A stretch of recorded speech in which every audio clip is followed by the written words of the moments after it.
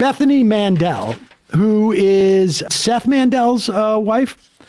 And I only, generally I don't refer to someone as someone's wife or husband as their first description, but she has often, they work as a team. Yeah, he's also her husband. You refer to them together because it's very much a folie à deux sort of, these are insane people. Without a doubt. And it's also, they very often rely on their status as husband and wife and mother, father. Parents. Because they are... They're fundamentalists. Yeah, they're otherwise revolting. And he writes for, who does he write for? He's now the executive editor at the Washington Examiner. Washington Examiner, and I think he was a tablet mag type of guy. And he used to write at the Post and commentary. And where is she? Does she? She contributes to Deseret News. Okay, and she's written a book called Stolen Youth. One can only imagine what that's about.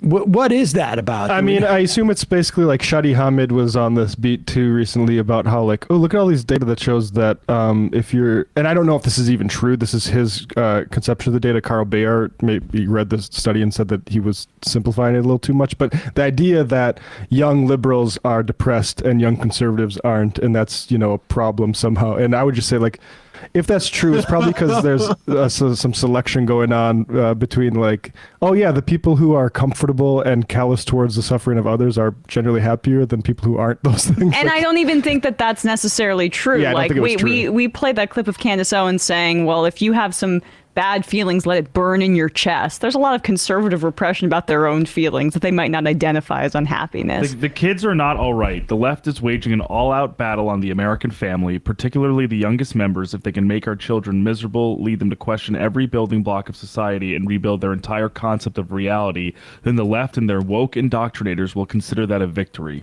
But we can't let them win. That's an overview from two comments for that. One, that is a complaint that, of course, modernity is in some way making kids less religious and less subservient to the classic patriarchal hierarchy that exists in these religious fundamentalist groups. And also, I will also say that one attribute about religious folks, particularly fundamentalist folks, where you can't make a one-to-one overlap of the Venn diagram of conservatives, but most conservatives also self-identify as some form of religious fundamentalists.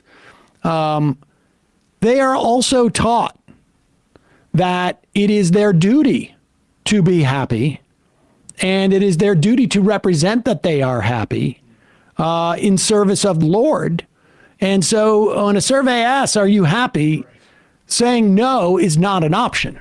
And so you gotta be a little bit suspect of that kind of data. But putting that aside, this is pretty great.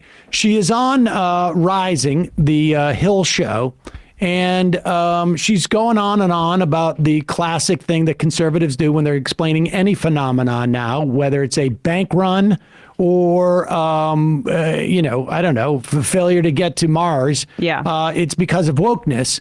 And she's asked in the middle, what does that mean? And she has a little bit of a problem with that. Of Americans consider themselves very liberal, and probably fewer of them consider themselves to be woke. And so, when we talk about traditional... What does that mean to you? Would you mind defining woke? Because it's come up a couple times, and I just want to make sure we're on the same page. So, woke is sort of the idea that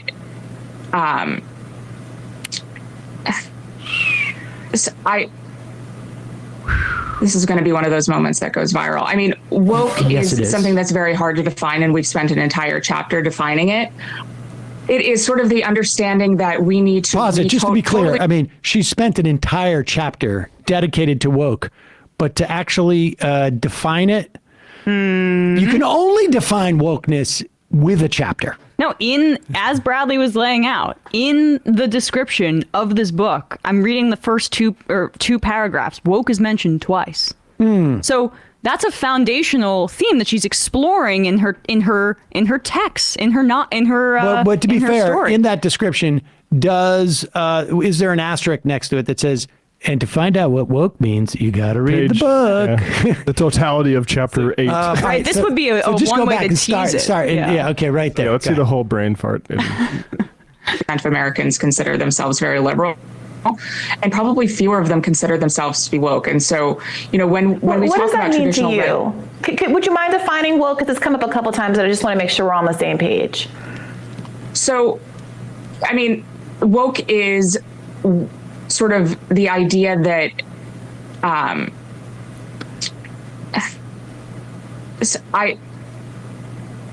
this is going to be one of those moments that goes viral. Woke is something that's very hard to define, and we've spent an entire chapter defining it. It is sort of the understanding that we need to totally reimagine and redo society in order to create hierarchies of oppression. It's hard to explain in a 15-second soundbite. Yeah, look, your time. Yeah, you had more than 15 seconds. Also, you had, I don't know how long the research took for this book, but a long period of time to explore that within the pages of your book that's about how wokeness is hurting the children. Create hierarchies of oppression. I guess I'm not even sure. I think I know what that means. That there is some oppression that is worse than others. Now, of course, that contends that there are no hierarchies of oppression in society existing now. Prior to this scourge of wokeness that has washed across the nation, the idea that there are no hierarchies of oppression. Although, I remember in the pre-woke days about the attacks on religious freedom. In fact, that's what got us, I think, a 6-3 Supreme Court in many respects, was this notion of attacks on religious freedom, how religious people are attacked. And conservatives, there's a lot of complaints about conservatives being attacked, and particularly by our culture. The only hierarchy is that conservatives are on the bottom of it, taking everything down their throats. You remember all those men's rights activists who were complaining about how it's just all about all the powers with women who are being sexually assaulted, and that's not fair. It's really the men who are being eschewed. Really, what she's saying is again, they don't like the changes in society when society has become more democratized in terms of social issues. Yeah. In terms of again, the whole talk about cancel culture and the idea of the new sort of thought police. There's always been thought police. There has always been cancel culture. In fact, it was so bad that it was pre-cancel culture. You wouldn't even get a hearing. You wouldn't achieve fame. You wouldn't achieve success if you didn't have the correct, narrow worldview that existed when a certain segment of our population was exclusively allowed to maintain positions of power. I have an answer for her. And she did take nearly 24 hours to come up with her own definition of wokeness and put it on Twitter in one of the most laughable cover your ass attempts ever recorded in history. We have to say. Let's go to it. But for people that want to combat when you hear wokeness and right-wingers in your life talking about this. All right. It's fine. This is insane. It's blackness. That's a very easy way to kind of just copy and paste that into what right-wingers are saying about it. It's anything that does not go with a Christian, heterodox construction of society, one where men are in positions of power and the nuclear family is at the center. To be fair, fundamentalist religious. Fundamentalists, okay, yeah, but these are all the things that they say are I lost my train of thought. But are under assault. Are under assault, right? Or wokeness is gay people, right? Just you can transfer all of that into their definition of wokeness. It makes it a lot easier for them, for you to understand what they're trying to say when they're anti-woke. All right, so here is her Twitter thread explaining. This was her big CYA project from today. So everybody's seen my viral brain fart from Rising this morning. I can see why it went viral, of course. For those who haven't, here it is. That is showing the confidence that I'm not afraid of showing everybody what everybody's already seen. Right. A bit of a backstory. And, this is the thing that really upsets me about wokeness, too, is that it's all about everybody's got a rationale and a justification and a sort of a snowflake. But I should get I should get credit for participation. Yeah, my feelings. Here we go. My feelings. All right, here it is. Just before we went on air, Briahna Joy Grey was on a hot mic. Oof. Now, not a hot mic. In other words, like people can hear each other on Skype. Yeah, you got on the Zoom call. Hot mic. Yeah. This is a hot Zoom call. Secretly, this is what they're secretly saying at the Hill. I heard her demeaning parenting in general. What? Wow, that hits at her core as a parent. I honestly, as a parent myself, I'm outraged. Wow, yeah, and this is horrible. I'm going to probably need a second or two to regain my Quick, Sam, define wokeness. Define Social Security. And she did it in a general and colorful and nasty terms, stating, "Oh no, parents only have kids in order to perpetuate their own narcissism." That is so colorful and nasty. I mean, let me do a fact check on that. Very possibly. Very possibly. Very case by case basis, maybe. Very possibly. Robbie responded, "There are some good ones and some bad ones." Playing both sides of the fence. Yeah, trying to, I don't know what. In the face of such colorful and nasty rhetoric. As a mom of 6, including a newborn, this threw me off just a bit. Just a bit. She's a mom of 6, so she's 6 times the parent in terms That's of... a lot of narcissism. Right. Not an excuse, just a reality. I'm human. Yeah. Okay, I can see. All right, thrown off. Yeah, I mean, I had 6 kids and I didn't consider that once. Okay, so she was thrown off. And as you know, when you're thrown off, there are specific words that you cannot access. Right. She was flustered. Like ones you build an entire Ones book that around. you build an entire book around. Yeah. When you hear that kind of like vile discrimination being leveled against you and on a hot mic, it's just hard to recall the thesis of your book. One that is really the fundamental organizing principle of your public intellectualism. Yeah. And but she says, and I'm not sure where the connection is to hearing parenting disparaged and being a parent herself and then not being able to define woke. But she skips that part and goes directly as for wokeness, here's an actual definition. Well, here we go. A radical belief system.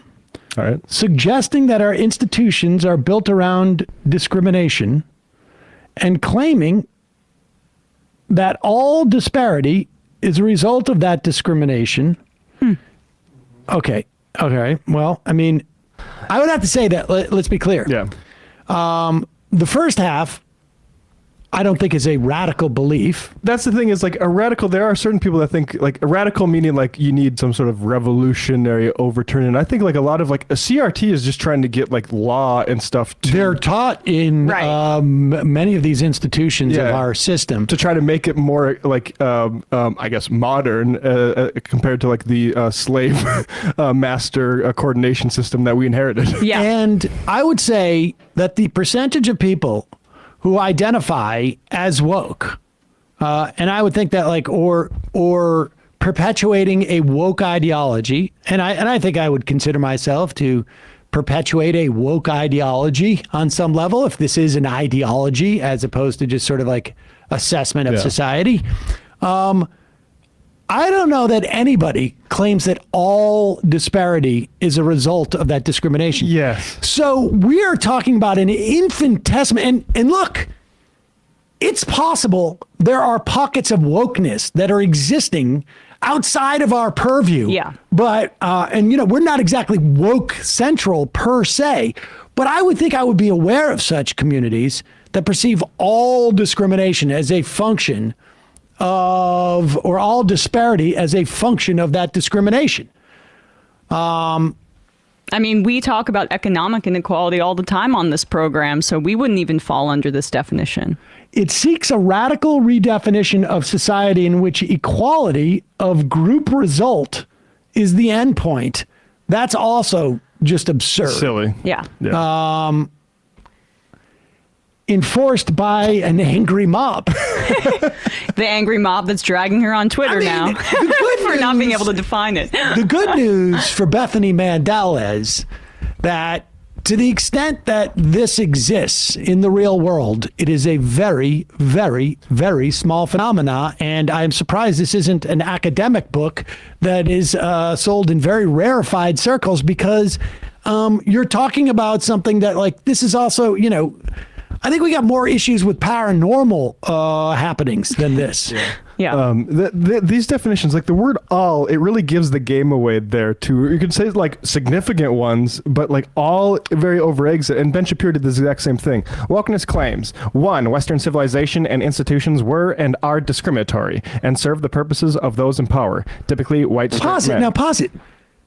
Is this even like slightly like controversial statement? No, that's well. Western civilization and its institutions were and are discriminatory and serve the purposes of those in power. Yeah, well, he's trying to What? naturalize it. He's trying to naturalize any difference in outcome between race, gender groups, sexuality groups, etc. Yeah, and I don't know. I don't even like, what is controversial about that statement? Well, to them, I mean, it is. to me, it's like that it doesn't include any sort of thing about capitalism or class, but But I mean, these guys think that all of that is true. The only thing that there's a disagreement about is they just think that these people in power belong there because of their abilities. yeah, it's good that it's As opposed to like I don't think that Ben Shapiro would say like that these institutions were. He may not say they are discriminatory, but he certainly say they were. I mean, right. Ben Shapiro would not have been allowed to go to Harvard if he was, 60 years older Yeah. because of his kippah. Yeah. And then, too, that discrimination is both historic and ongoing, and all group disparities are explained by it. Are Again. explained by it. Yeah, that's a straw man. As opposed to like group disparities. They do this with, I mean, honestly, they do this with Antifa too. Trump was pretty expert at this, right? And he didn't feel like he could explicitly criticize like Black Lives Matter. So they make it about Antifa, and then that continues to cycle through, and it becomes just this amorphous thing where the right can attack the left and say Antifa, any kind of protester is Antifa. That sounds scary. And they've done this with wokeness too.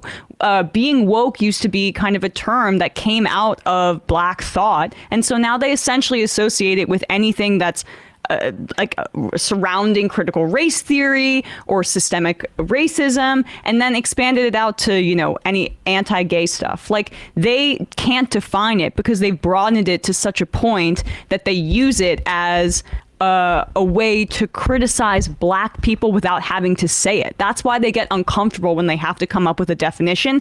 And when they do come up with a definition, it's a straw man that's way too broad. Right. That's the game. But there it is, and I'm surprised that I was able even to address what Ben Shapiro wrote based upon the knowledge that someone has been critical of parenting. And man, oh man. Ben Shapiro tweeted out the Bethany Mandel just before we went on air. Briahna Joy Grey was on a hot mic tweet and said, well, that's not good. So yeah, that's circling the wagons, as Dave Rubin would say. Yeah. And I'll tell you, there's nothing more that makes you feel like the world is more about you than having Yes. 2 children run around. Or, I mean, if you are having kids because of your narcissism, I have some very bad news for you as to how it's going to turn out.